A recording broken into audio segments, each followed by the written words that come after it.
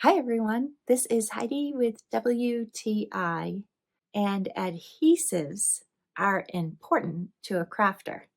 And I sometimes don't always know which one to use in certain situations, but I have thoroughly enjoyed using this art glitter glue because it adheres so well.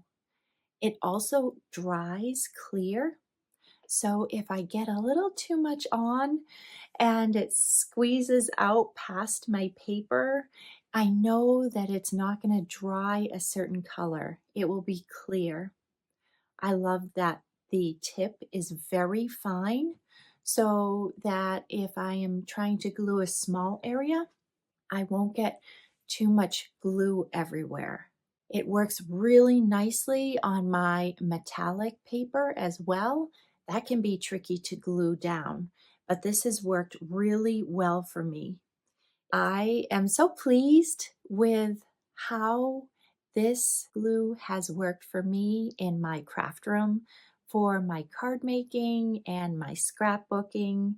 It has made it so much easier to get my projects glued together, and I'm confident that they're going to stay together, especially if the project is a gift. That's important. And that's my point of view.